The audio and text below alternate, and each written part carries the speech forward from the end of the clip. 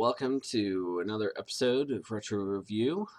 I'm your host, David Ellis, and this is the Maximum Gaming Retro channel.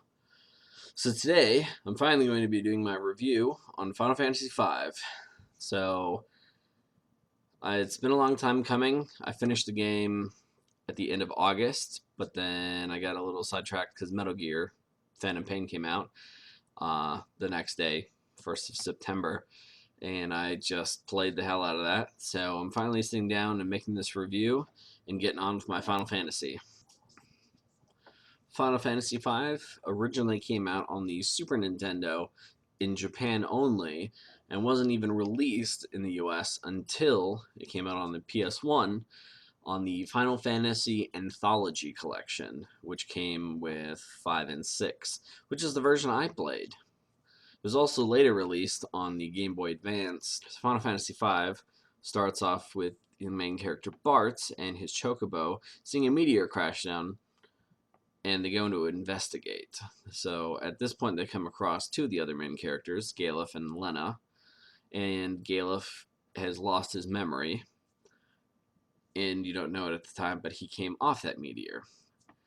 At this point, the three of you go around and start exploring, trying to figure out what's going on. Lena is in search of her father, who is the king, who went off to investigate some ominous threats going on in the world. And in the end, you find out that there's 4 crystals in the world, and they're slowly destroying themselves. They're falling apart because of some mystical energy. And the crazy thing about these crystals is that they actually affect the world themselves. So there's the wind crystal, and when the wind crystal explodes, the wind stops blowing, which makes sea travel nearly impossible because there's no wind for the sails for the ships. Later on, you come across one of the last main characters, Ferris, who is a pirate, who you later find out is actually Rena's long-lost sister. Final Fantasy V returned to the job system that was in Final Fantasy III, but was refined and included a whole bunch of new classes, including the Blue Mage, Berserker, Sorcerer, Time Mage, Hunter, Samurai, Dancer, Chemist, and Mime. With combination of all these classes, you could combine them, multi-class them, and take abilities from each class and use them together. So you take the class that you currently are, and you have your main abilities, and then you can import one of the abilities from other classes you've had and combine them together and use them to effectively battle and get stronger. Now, your characters and your classes leveled up separately.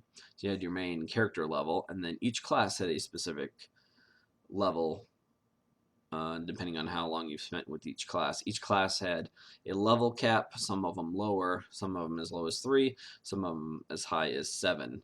And it took a separate set of experience points called ABP in order to level up your classes versus your character, which took regular experience. So now your character class is really only leveling up your characters only really affected your HP and your mana and then some of your stats, but your classes really had a massive effect when you level those up to how much points you get when your character leveled up. So obviously if you picked a warrior heavy class, then your strength and your hit points would go up faster versus if you had some sort of mage, the mana and the wisdom and intelligence points required for casting spells went up quicker. Over time, while you're trying to find out what's going on with the crystals, Galuf ends up slowly recovering his memories.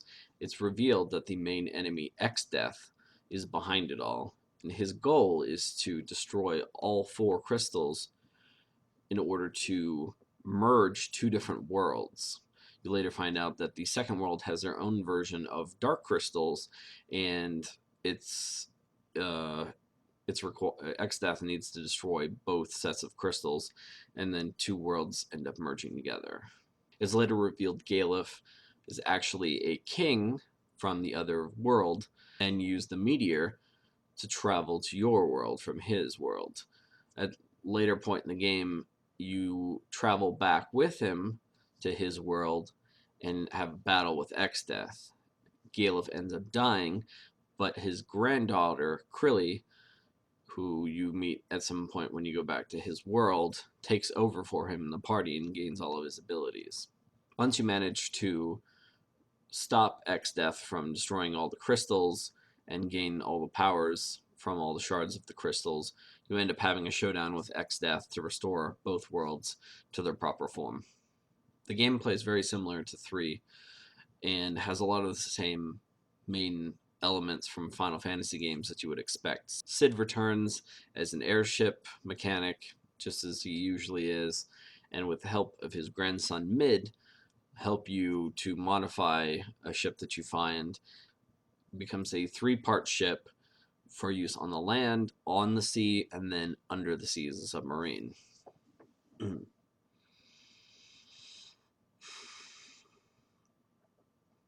Now, overall, the game was pretty awesome.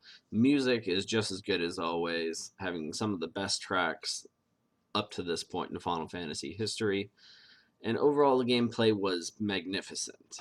Now, the one problem I had with it was the difficulty skyrockets, just like a lot of them, towards the end of the game.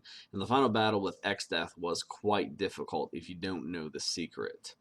Now, the way you end up having to fight Exdeath, what most people do, is instead of just building up a character, maxing out one class or two classes, depending on how many ABB points you have towards the end of the game, you sort of fall into this trap of, you think, if I just have a really strong warrior and then I have a couple mages with me and a healer, everything will be okay. Well, unfortunately, it's not, and I learned the hard way that you can fail miserably pretty quickly at that point.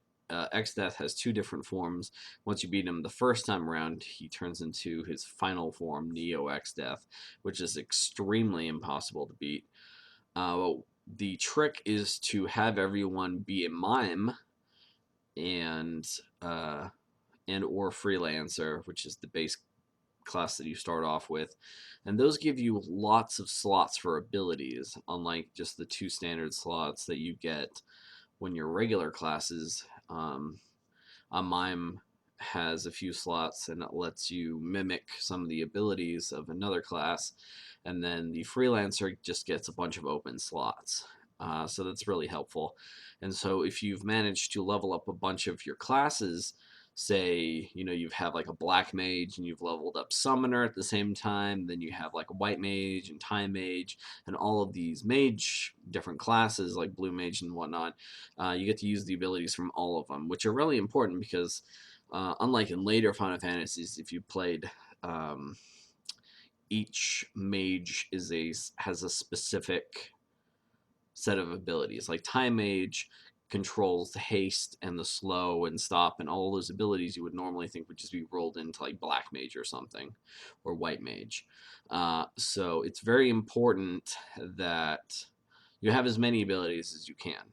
And the same thing with your physical fighters. If you want to have like a knight or warrior or whatever they call it in this game, you can go in with a full set of armor and Excalibur and, try and do as much damage as you can. But if you can add some other abilities from, say, like Samurai, where you get to increase your critical strikes, or if you pull in like hunter abilities or abilities from, like, say, Thief or something, those can really come in handy towards the end of the game, and especially with the battle with Exdeath. And what I ended up doing was having a mime mimic my summoner, and then you can cast Bahamut and then mimic it, and then just, you're just having a wave of Bahamut attacks, and then you can use physical attacks and cast haste and magic and all kinds of things. So you really got to play around with it, and you really got to master the numbers in this game versus some of the other Final Fantasies, which are a little bit more casual in that regard. So it's very challenging, but it's very rewarding if you get to that point and you're really good at those sorts of things. I'm not really good with the numbers. I really just like to play for the story, so it was a little jarring for me at the end, where I went through the whole game just kind of playing whatever I felt like, and then I got to the end and it's like, oh my god, what the hell's going on? But towards the end of the game, you get a lot of options on ways to quickly level up ABP. There's a couple parts towards the end where they just throw ABP at you in like hundreds of points, and you can really max out, 4 or 5 classes really fast at the end. So if you've gone through the game, just winging it like I did, and then you get stuck at the end, you can easily battle some monsters, or there's some special scenes and sequences where you can raise them up. So it's pretty fun and easy at that point, as long as you know what you're doing. Look some stuff on the internet if you're going to play to sort of get some good strategies. But otherwise, the game's a lot of fun, and I definitely recommend it.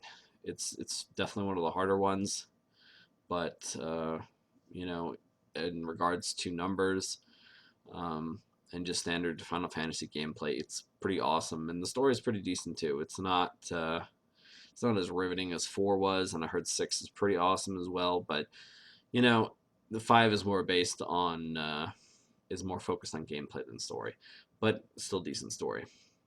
So that's all for today.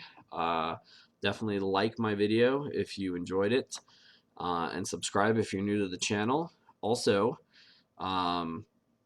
obviously, since I made the last video, YouTube created YouTube gaming streaming stuff, and they've improved that a lot. And so last night, after I made my last video, I downloaded a bunch of stuff, and I got this program called XSplit, some sort of encoder, and I set up live streaming stuff, and I got that all ready to go. So I'm planning on doing some live streams. Not really sure what I'm going to live stream. I think I'm going to start with Oblivion, just because it's a game I'm really familiar with and I really like, and I've sort of been in the mood to play it again, and have a little break from Final Fantasy. I'm still going to play Final Fantasy VI. I started playing the other day, and I got about an hour in, so I'm still working on that. But when I'm taking a break from Final Fantasy, I want to do a little bit of live streaming of different other random games that I've got. If I can figure out how to do it from different systems, I was thinking of live streaming some older games, but right now I've got a lot of games on the PC I can stream without any extra devices or anything, so I'm planning on doing that. So if you're interested, I'm going to try a live streaming either later this afternoon or tomorrow, probably both. I'm not really sure what my schedule is going to be like, but I'd say during the week, especially, I can stream most days, early to late afternoon, and probably late into the night. I'm kind of a night owl, so I stay up pretty late, probably till about 3 or 4 in the morning. So yeah, if you're ever interested, just hop in and out whenever you want. I'm just going to be running through and just talking. There's no script or anything, so I'm just going to be giving tips and hints on the game if it comes up to that, and explaining it, and otherwise I'm just going to be talking. So, I'm going to try test that out probably later this afternoon. If you can jump in and watch, give me some feedback, whatever, and thanks for watching. See ya.